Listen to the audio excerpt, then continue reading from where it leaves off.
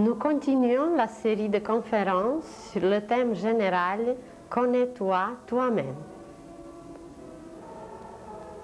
L'homme, depuis qu'il existe, depuis que sa conscience surtout commence à s'éveiller, il est de plus en plus intéressé de se connaître lui-même. Mais comme les moyens, les outils, les instruments qu'il pouvait utiliser étaient extérieurs, qui sont nos sens, alors toute sa conscience, depuis très longtemps, est tournée vers l'extérieur. Et c'est présentement seulement que l'homme atteint un état d'éveil, un état d'adulte, où il pourra s'observer, où il pourra se connaître, où il pourra faire des recherches et extérieurement et intérieurement. Des grands philosophes initiés, des maîtres, nous ont laissé des formules magiques, nous ont laissé des maximes occultes qui peuvent nous guider, ou juste une seule phrase peut être le programme de nos plusieurs vies. Mais puisque l'homme utilisait seulement ses instruments extérieurs, ses sens, alors il ne soupçonnait même pas quelle richesse il cache en lui-même, quelle beauté était placée en lui-même, et présentement, nous commençons à utiliser consciemment d'autres sens, d'autres instruments, et grâce à ces nouveaux instruments, à ces nouveaux appareils, qui étaient d'ailleurs toujours là, mais qui n'étaient pas utilisés, alors l'homme pourra se connaître intérieurement où tout y est. Car nous avons déjà dit que l'homme, c'est un univers. Tout ce qui existe dans l'univers existe en nous. Et en apparence, il y a le monde extérieur et le monde intérieur. Mais le monde extérieur, c'est un miroir. Il n'y a rien de plus à l'extérieur, car ce monde du dehors, il nous reflète. Et tout se trouve en nous, seulement nos caméras, nos télescopes, nos appareils les plus extraordinaires n'étaient pas tournés vers nous-mêmes, vers l'intérieur, mais étaient tournés vers l'extérieur. Nous passons présentement par une période bien spéciale, comme imaginez un enfant qui commence à aller à l'école. Jusqu'à 7 ans, il passait son enfance de l'âge bas, il restait dans la famille, auprès de ses parents, et à un moment, il commence à sortir, malgré que c'est l'hiver, malgré que c'est la tempête, malgré qu'il y a des inconvénients, qu'il y a le froid, il commence à sortir, il commence à accomplir quelque chose pour lui-même. Et l'humanité aujourd'hui commence aussi à entrer dans une école bien spéciale. Cette école s'appelle l'école divine. Et tous ceux dont la conscience est éveillée peuvent entrer dans cette école divine. Vous allez demander où est-ce que cette école se trouve. Donnez-nous l'adresse. Elle est partout, cette école. Elle nous entoure. Nous trouvons sans cesse dans cette école, mais nous n'avons pas appris encore à lire, nous n'avons pas encore appris à comprendre tout ce qui se passe dans cette école magnifique dans laquelle nous nous trouvons sans cesse. Alors pour y être, pour apprendre, pour connaître, pour faire des recherches, pour faire des explorations, il y a une condition nécessaire, c'est que l'homme doit avoir une conscience éveillée. Qu'est-ce que c'est d'abord la conscience? Le mot même conscience est composé de 2 parties. Ça serait très facile de le voir. il y a le préfixe CON, c'est un préfixe latin, mais il est beaucoup plus ancien, qui veut dire avec. CON, COM, c'est le préfixe qui veut dire avec. Et la deuxième partie, c'est science. Plus tard, nous allons trouver beaucoup de mots composés de cette façon qui veulent dire aller avec quelque chose. La racine même qui nous explique le sens du mot et ce préfixe qui veut dire avec. Alors la conscience, c'est tout ce qui va avec la science. Mais cette science n'est pas extérieure, elle est intérieure. Il existe la science extérieure qui est connue par les scientifiques, qui est connue par l'humanité, par les branches de sciences, de l'éducation, etc. Mais il existe une autre science qui est la science intérieure. Et cette science intérieure s'appelle conscience. Plus nous sommes éveillés, plus nous sommes capables d'accomplir certaines choses, certains actes, certaines actions, plus nous sommes conscients. Un autre mot de ce genre, par exemple, connaissance. Connaissance, nous en parlerons encore une autre fois.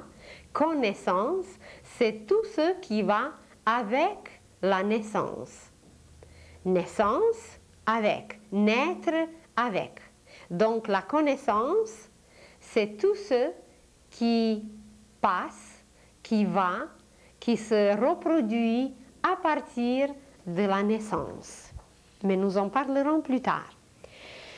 Donc la conscience, c'est une science intérieure que nous avons accumulée et que nous continuons à accumuler, à acquérir à travers tous nos gestes, à travers tous les événements par lesquels nous passons, à travers toutes nos actions que nous accomplissons.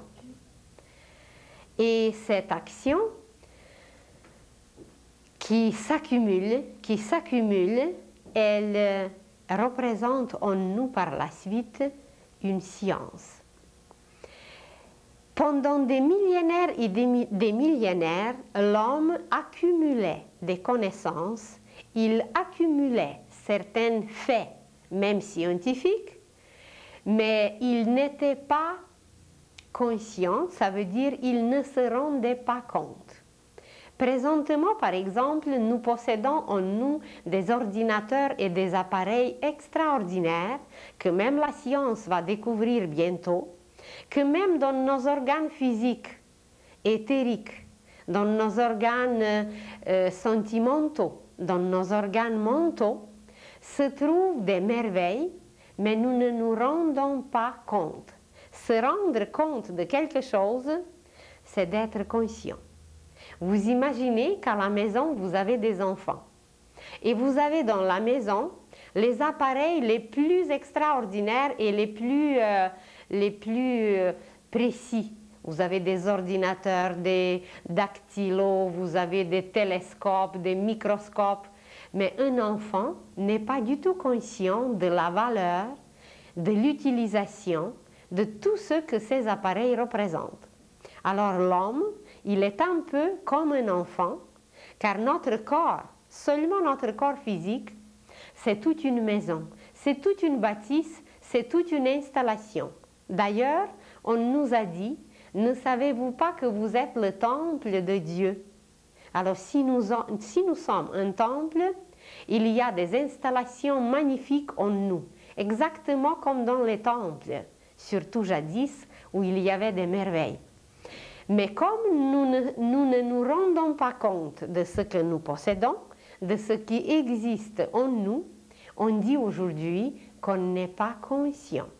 Et si nous ne sommes pas conscients, c'est que nous ne pouvons pas utiliser ces appareils qui se trouvent en nous. Et l'humanité passe présentement par un changement, par la fin de plusieurs époques, comme il y a par exemple la fin d'une année scolaire, et une époque termine et l'autre va commencer, qui va nous apporter un éveil de la conscience. Donc toute cette science intérieure accumulée depuis des millénaires, elle va apparaître. On va l'éclairer, on va la voir et nous allons nous enrichir par nos propres richesses. Nous allons les exposer aux autres, nous allons enrichir le monde et nous allons entrer dans quelque chose de complètement différent qu'on n'a jamais vécu, qu'on n'a jamais connu. Alors la conscience, c'est nos propres acquisitions, c'est tout ce que nous avons pratiqué, façonné, modélé, touché pendant des vies et des vies, mais on n'était pas conscient, on ne se rendait pas compte, on oubliait.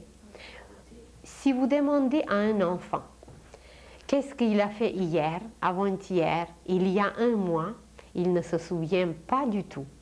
Même, je me demande s'il sait encore parler. Alors, au niveau cosmique, nous ne savons même pas parler. Mais nous nous amusons, nous faisons des choses, nous bâtissons des maisons comme un enfant. Mais la conscience, cette science cosmique qui dépose en nous, qui va grandir en nous, alors nous ne nous rendons pas compte d'elle. De quoi dépend maintenant si notre conscience est éveillée ou non? Ce fait dépend de la quantité et de la qualité de nos acquisitions. Si nos acquisitions sont très nombreuses, si cette science intérieure est très riche, c'est qu'à un certain moment, c'est plein.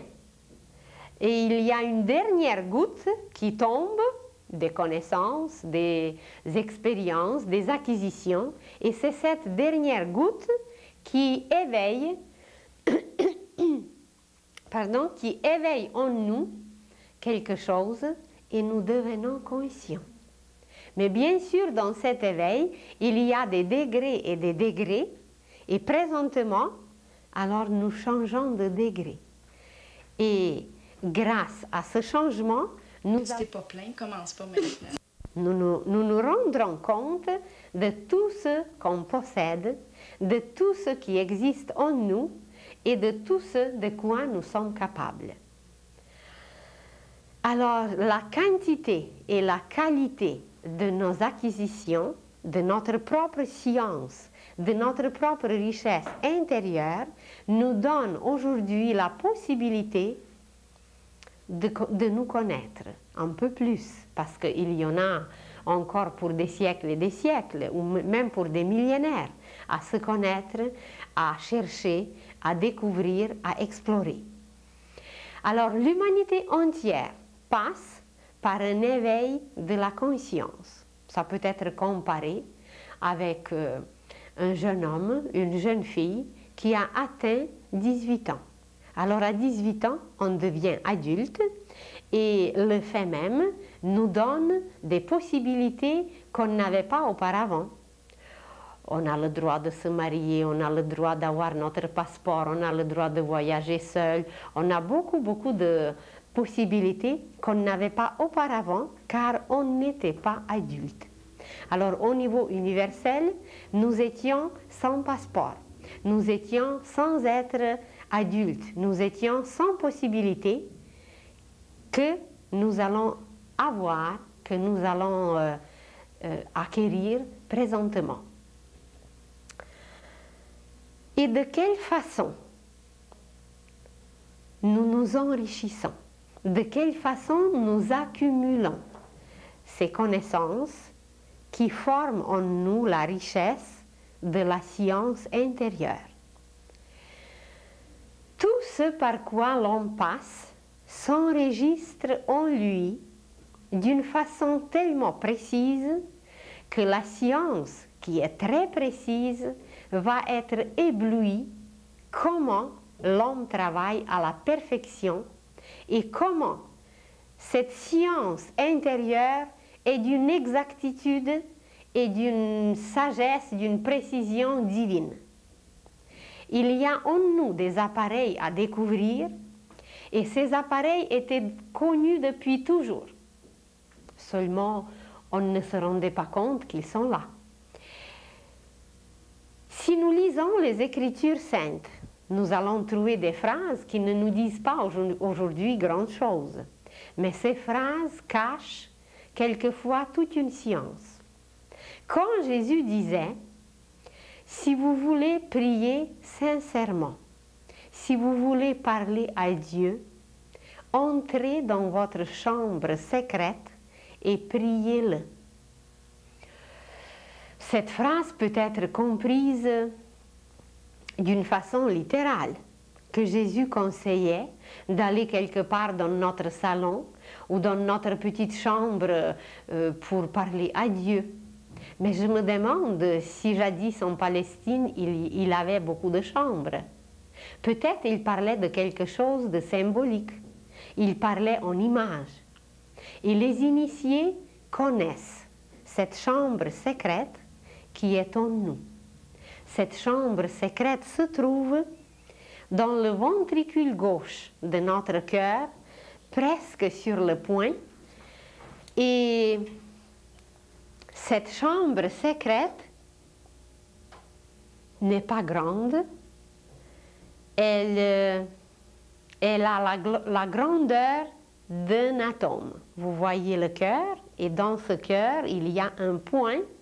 Et ce point représente un atome, et cet atome, il s'appelle atome permanent ou atome germe, et dans cet atome, qui était appelé par les initiés une chambre secrète, il y a une installation qui nous permet d'enregistrer absolument tout ce qui se passe autour de nous, consciemment ou inconsciemment. Nous pouvons être conscients ou inconscient de ce qui se passe, mais ça s'est enregistré pareil. À partir du premier souffle jusqu'au dernier soupir, tout s'enregistre dans cette chambre secrète. Et c'est à travers ces enregistrements, c'est à travers les installations dans cette chambre secrète que nous pouvons communiquer avec notre âme, que nous pouvons communiquer avec Dieu. Donc si Jésus nous envoyait dans cette chambre, c'est qu'il connaissait comment ça marche, il connaissait comment on peut téléphoner à notre âme, à notre esprit, à Dieu. Il savait ce qui se trouve dans cette chambre secrète. Et nous en parlerons plus tard encore, que c'est non seulement pendant la vie que cette chambre secrète est importante, mais même après, quand nous passons ailleurs, tous les enregistrements qui étaient pris, tous ces enregistrements ont une importance inouïe. Alors, pour que notre conscience un jour soit éveillée, pour que nous devenions conscients un jour de nous-mêmes, de tout ce qui nous entoure, de l'univers, c'est le travail dans cette chambre secrète qui est extrêmement important, car tout s'enregistre. Et cette richesse intérieure, ces acquisitions que nous possédons, que nous avons, eh bien, elles sont en nous. Il y avait jadis un roi. Et ce roi possédait la vérité. Et quand il était assez âgé, il n'osait pas de laisser cette vérité comme ça, n'importe comment, et il voulait la cacher pour des générations futures. Alors, comme il ne trouvait pas l'endroit où la cacher, il a demandé ses 3 conseillers, c'était des hommes sages, il les a demandés pour lui trouver un endroit où cacher la vérité. Et ils se sont mis à chercher, ils se sont mis à méditer où cacher la vérité. Alors le plus âgé demande quelques heures de réflexion. Il dit, je vais réfléchir, donnez-moi le temps. Alors, il médite, il réfléchit, et après un moment, il dit, je crois que ça serait très bien si nous allons cacher la vérité au fond de la terre. L'homme, même s'il va creuser, il trouvera difficilement. Le plus jeune, il dit, oh, je ne suis pas certaine que c'est un bon endroit, car il va creuser jusqu'à ce qu'il la trouve. Alors il dit, donnez-moi quelques instants, je vais réfléchir aussi, où on pourrait la trouver, cachée. Et il s'est mis à méditer, à réfléchir, et après un instant, il dit, moi je crois qu'il faut la cacher dans les profondeurs de la mer. Alors le troisième dit, oh, il dit, l'homme va trouver des moyens pour pénétrer non seulement la terre, mais même la mer. Donnez-moi aussi la possibilité de réfléchir. Et après un instant, il dit, je crois que le meilleur endroit, ça serait le cœur humain. L'homme va se précipiter, il va aller partout, mais il ne pensera jamais que la vérité est si près de lui. Il faut qu'il la vive pour la trouver. Et quand ils ont présenté cette solution au roi, il était ravi et il a décidé de cacher la vérité dans le cœur humain. Et c'est là que depuis, elle se trouve, et c'est à travers cet atome permanent que nous accumulons toutes nos vérités jusqu'à ce que nous devenions conscients d'une seule vérité divine.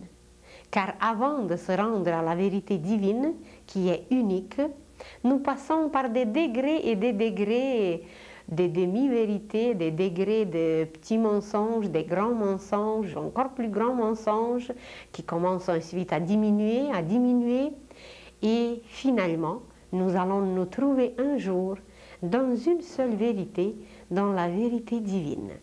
Mais avant de s'y rendre, chaque expérience, chaque chose que nous avons touchée, chaque chose que nous avons expérimentée, qui nous a enrichis, elle nous permet de pénétrer, de vivre un nouveau degré de la vérité. Et c'est à travers ces vérités qui s'accumulent dans notre cœur que notre science intérieure s'enrichit et que nous devenons conscients de nous-mêmes, que nous devenons conscients de l'univers, que nous devenons conscients de celui qui a créé l'univers, qui le nourrit et qui entretient tout, qui est l'auteur de tout. Alors imaginez maintenant quelqu'un qui a accumulé beaucoup de connaissances, qui a pratiqué cette connaissance, qui a appliqué cette connaissance et qui possède une richesse intérieure. Alors grâce à cette richesse, dès qu'il va se trouver devant un fait nouveau qui a une ressemblance avec quelque chose par quoi l'homme a déjà passé, cette ressemblance va nous permettre de devenir conscients de ce qui est devant nous. Cette chose nous sera familière, elle ne sera pas étrangère, nous allons l'accepter très facilement et elle va nous paraître qu'elle nous appartient.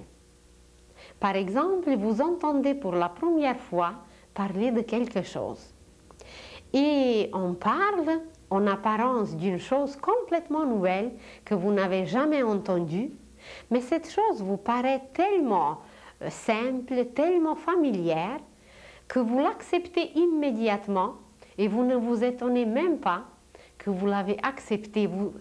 Elle vous a enrichi, cette nouvelle chose, cette nouvelle pensée, cette nouvelle situation, ce qui s'est présenté, et on vit une joie intérieure que personne ne peut nous enlever. c'est que nous avons découvert, nous avons trouvé une petite particule qui nous est proche, qui nous appartient. Nous avons découvert quelque chose en nous-mêmes, seulement ça a été reflété par une chose extérieure. Et ce reflet extérieur nous a rappelé que ça existe déjà en nous. Et voilà, nous sommes joyeux, nous sommes heureux. Et même si le monde entier va dire que c'est une stupidité, que ça n'a pas de bon sens, nous allons rester heureux avec notre découverte. Et quelquefois, c'est très sage de ne pas découvrir, de ne pas toujours partager immédiatement avec les autres ce que nous avons découvert, cette petite vérité qui est là, car si nous la découvrons immédiatement, elle peut être profanée, elle peut être même détruite. Alors si nous la renforçons en nous, après on pourra le faire sans danger. Et voilà, c'est de cette façon, par des petites touches. Il y a quelque chose à l'extérieur qui nous a touchés, et avec ces touches, la conscience, petit à petit, va s'éveiller. Vous entendez parler pour la première fois des extraterrestres. Et vous êtes tellement émerveillés que comment se fait-il que les autres n'acceptent pas une idée si merveilleuse, qu'il y a ailleurs des civilisations, qu'il y a ailleurs une intelligence magnifique, qu'il y a des acquisitions, qu'il y a une vie ailleurs. Et que ce monde, ce cosmos, ce ciel que nous regardons, qu'il est aussi peuplé par des êtres peut-être un peu plus intelligents, peut-être un peu plus expérimentés. Alors vous êtes émerveillés. Et il y a votre ami ou quelqu'un d'autre, votre mari, qui n'accepte pas du tout cette idée et qu'il trouve que c'est stupide et que ça n'a aucun sens. Et vous vous étonnez, comment se fait-il qu'un être qui vous est cher, qui vous est proche, comment se fait-il qu'il a tellement de difficultés de comprendre une chose si simple? C'est que ces expériences intérieures, cette acquisition dans sa chambre secrète, ne lui permet pas encore à accepter une vérité. Tandis que les expériences de quelqu'un d'autre sont beaucoup plus riches, sont beaucoup plus nombreuses, et grâce à cela, alors cette nouvelle idée se place, et voilà, c'est facile de l'accepter. Comment maintenant ce processus d'éveil de la conscience se passe?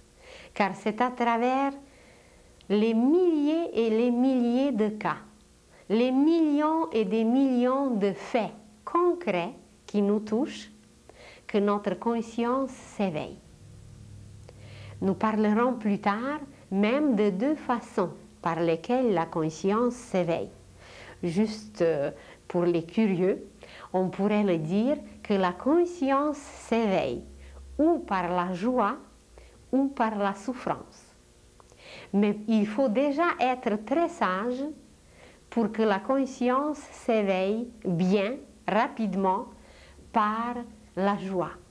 Elle s'éveille beaucoup plus rapidement et beaucoup plus efficacement par la souffrance quand on est coincé, quand on est pris, quand on est mis au pied du mur. Alors dans ce cas, elle s'éveille très rapidement. Autrement, ça prend du temps, ça prend des siècles, ça prend des millénaires. On reste dans la paresse, dans une inactivité, même dans le parasitisme. Mais quand on est pris, imaginez que quelqu'un se noie. Alors, il est presque obligé de nager, parce qu'autrement, il se noie. Alors, c'est deux façons d'éveiller la conscience. Et elle s'éveille à travers des milliers de cas. Et même à travers ces milliers de cas, quand elle s'éveille, on a atteint un certain degré de la conscience. Et ensuite, on peut accéder, on peut aller plus loin, on peut l'éveiller davantage, car ces degrés continuent et elle nous permet, cette conscience à un degré supérieur, elle nous permet de connaître plus, de comprendre plus et de participer, surtout de participer à l'œuvre universelle. Comment ça marche? Imaginez que par votre observation, par tout ce que vous faites, vous êtes émerveillé devant des milliers de belles choses. Vous connaissez par exemple des belles maisons. Vous aimez des belles maisons. Vous connaissez des belles fleurs. Vous vous émerveillez, vous les observez. Même vous pouvez les conserver. Vous les connaissez bien. Vous vous émerveillez devant les beaux tableaux. Vous les collectionnez même.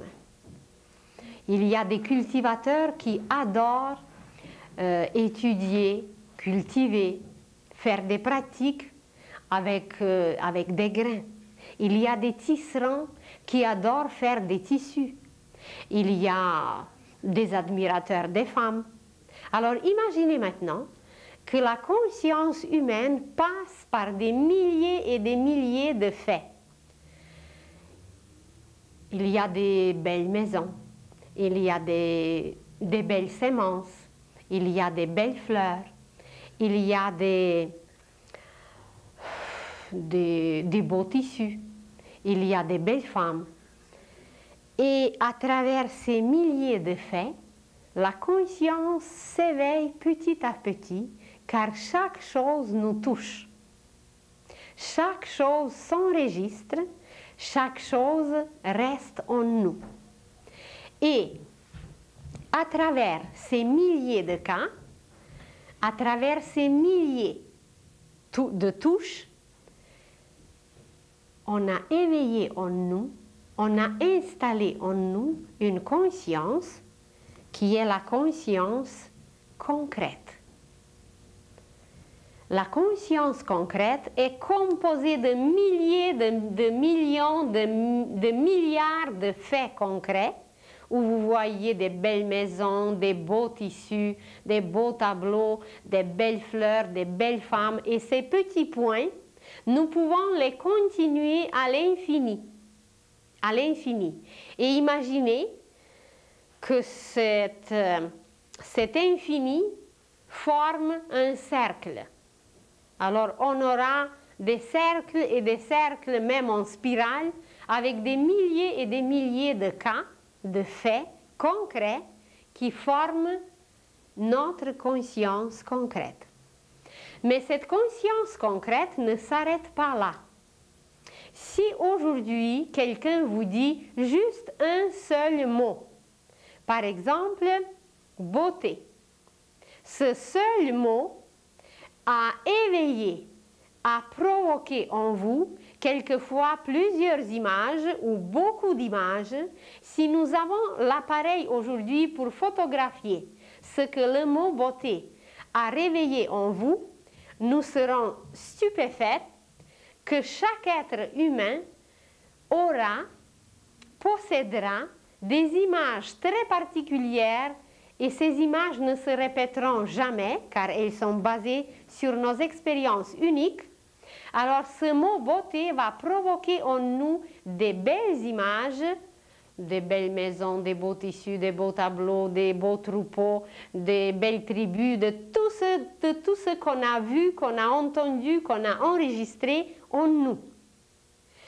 Alors ce mot beauté est basé sur quelque chose de concret, qui s'est accumulé, qui était analysé depuis des millénaires à plusieurs reprises, et ces faits concrets se sont confondus, se sont fusionnés, unis en un seul mot qui est présentement beauté.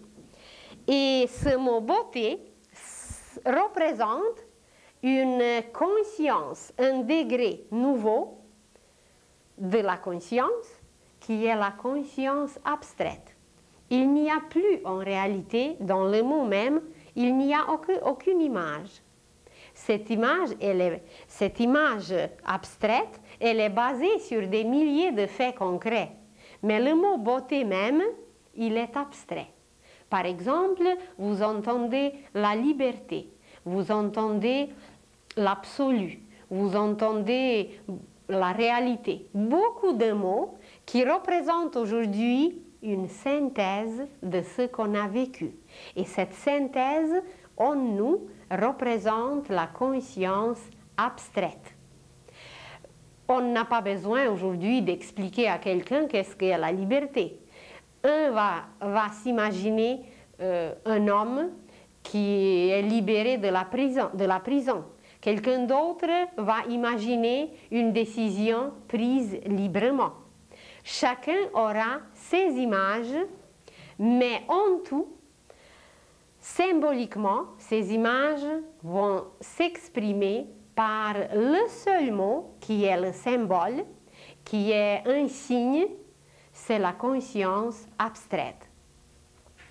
Alors, imaginez maintenant le progrès que nous avons fait dans notre conscience si on peut remplacer aujourd'hui des millions et des milliards de cas, d'images concrètes, que nous pouvons les remplacer par un seul mot qui n'a même pas d'image. Évidemment, cette image va naître par la suite. Mais le mot même beauté, eh bien, c'est une abstraction de ce qu'on a connu. Mais sur ce degré abstrait de la conscience, ça ne s'arrête pas. Nous pouvons dire aujourd'hui cosmos, l'univers. C'est une abstraction de tout ce qui existe dans l'univers. Nous disons une maison. Mais imaginez seulement le matériel qu'il faut pour la construction de la maison. Imaginez maintenant le nombre des clous. Imaginez les murs, imaginez des poutres, imaginez le plancher, le toit, sans parler des installations. Il y a l'installation de téléphone, d'eau, de chauffage. Imaginez maintenant les meubles. Imaginez maintenant les gens qui y habitent. Imaginez maintenant la joie, les prières qui se sont passées dans cette maison et les murs sont imprégnés de tout cela. Et quand nous disons une maison, ça nous paraît que c'est concret. Mais en même temps, c'est déjà une abstraction, car cette maison est remplie, elle est bâtie de milliers de cas.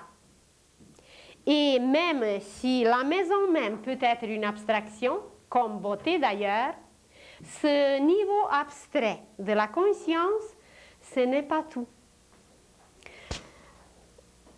Moi, je serais intéressée, qu'est-ce que produit cette beauté?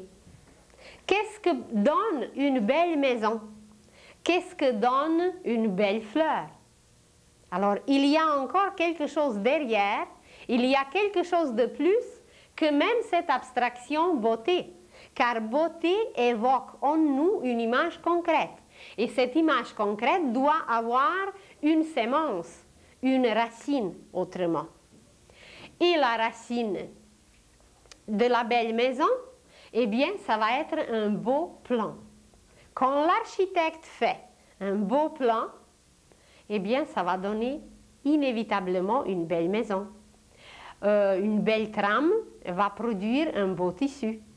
Un beau dessin va permettre au peintre de faire un tableau magnifique.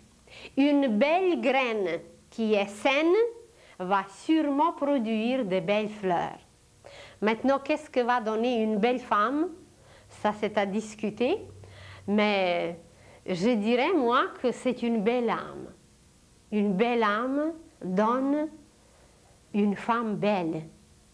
Et ainsi, nous pouvons continuer à l'infini et nous allons trouver que chaque chose concrète qui nous touche a quelque chose comme racine, comme sémence, et cette racine se trouve encore sur un autre plan, car imaginez un architecte qui porte en lui un beau plan, Ce beau plan, personne ne le voit.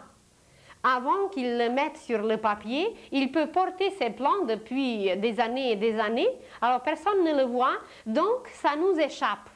Cette conscience que lui porte en lui, ce beau plan, ou un peintre qui peut porter en lui pendant des années et des années le dessin d'un tableau. Alors, où est-ce que ça se trouve? Eh bien, on dirait presque qu'il n'y a pas d'endroit pour cela. Ça flotte dans sa pensée, et sa pensée flotte dans l'éther cosmique. Alors, c'est le niveau de la conscience cosmique.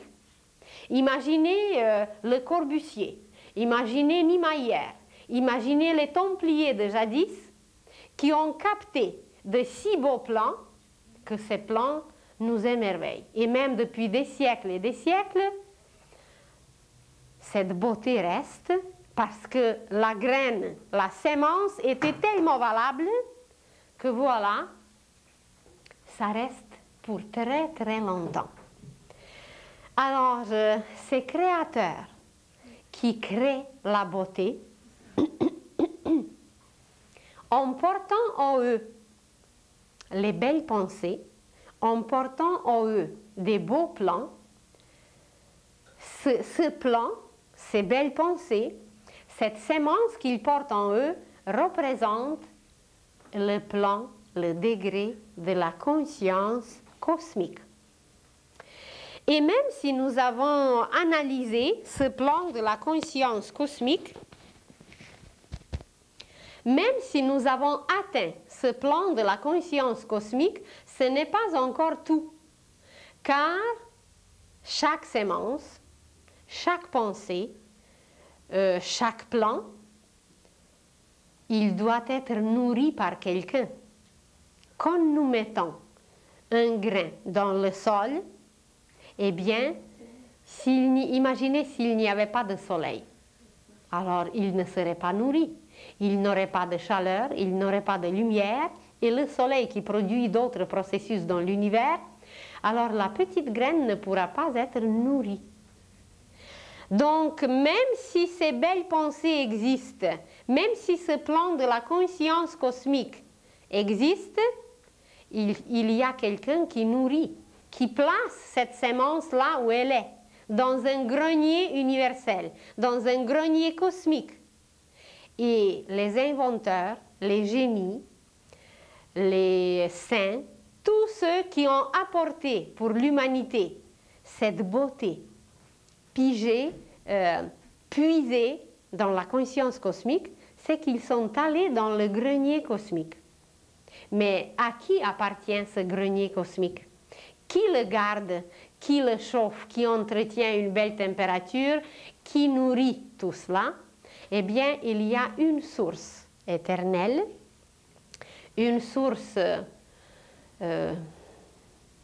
universelle qui permet d'entretenir, qui permet de vivre, qui permet de capter toute cette richesse qui a existé depuis toujours, qui existe depuis toujours. D'ailleurs, cette première source qui nourrit tout, qui entretient tout, sur plusieurs planètes, elle est appelée de cette façon la source première. Certains êtres dans l'univers l'appellent l'intelligence cosmique, l'intelligence infinie.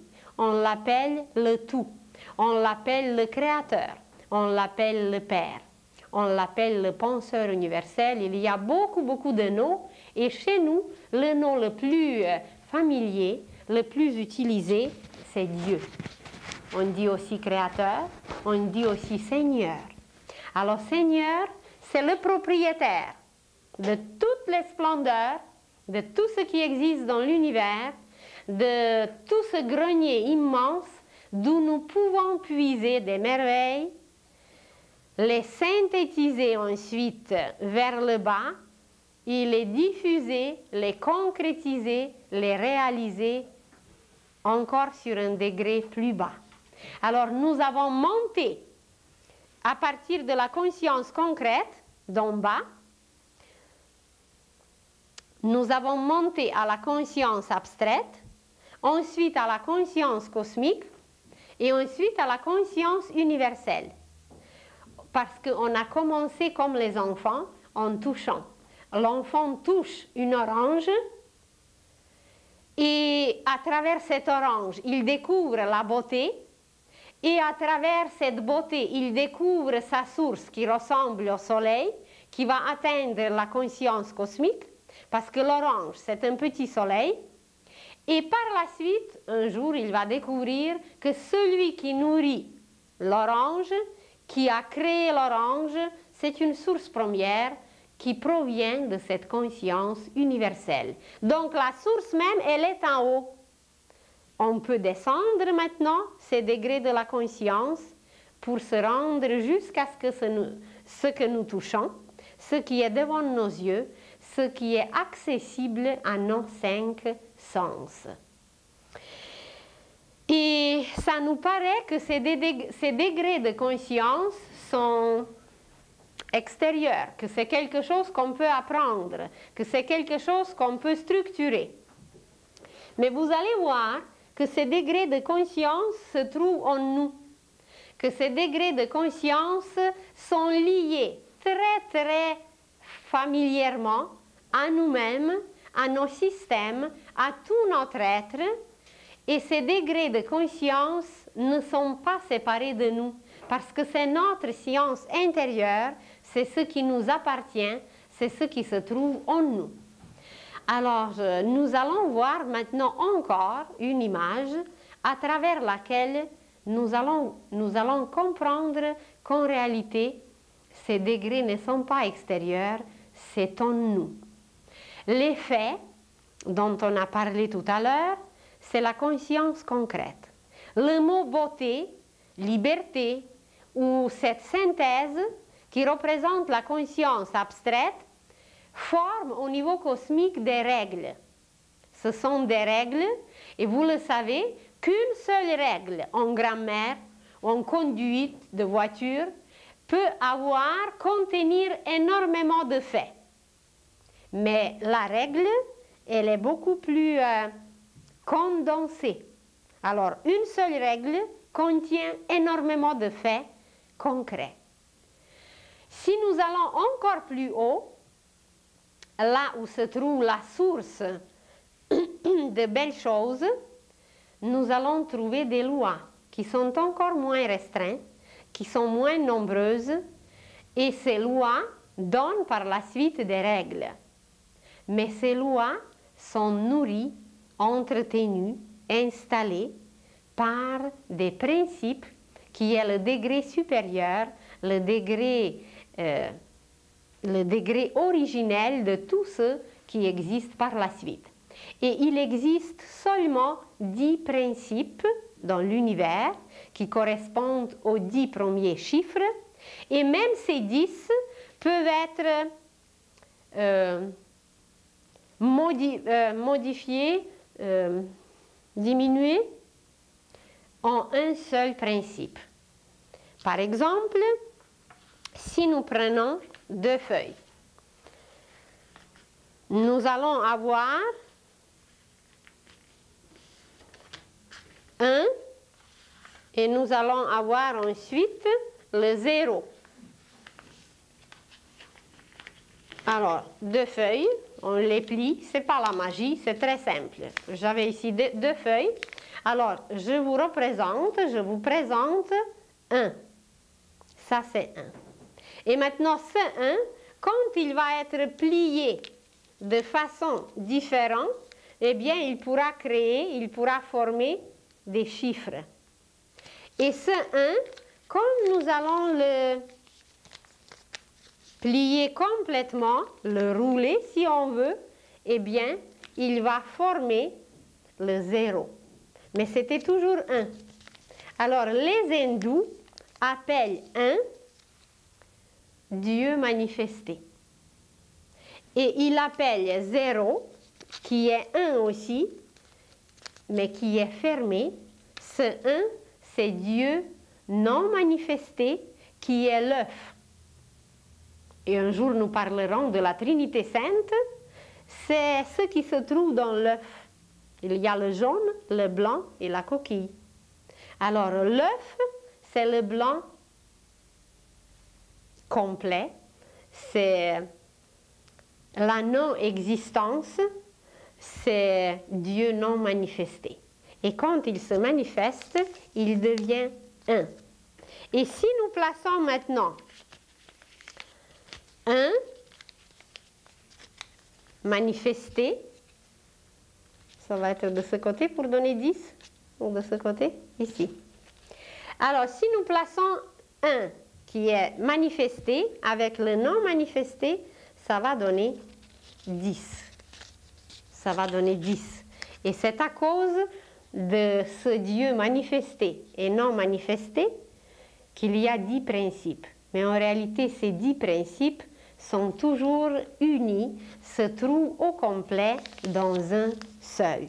Et ce 1, si on le plie de façon différente, ça va donner les chiffres de 1 au 10, qui est toujours 1, seulement plié ou déplié, manifesté ou non manifesté. Et ce principe, il est très simple, il s'appelle 1, il s'appelle le tout, il s'appelle la source, c'est ce principe qui régit tout, qui manipule tout dans l'univers, qui crée tout. C'est le principe créateur. Ensuite, ces degrés de la conscience correspondent pour les astrologues. Ça correspond aux 4 éléments. Vous allez voir que le degré concret, c'est la Terre. Les faits représentent la Terre.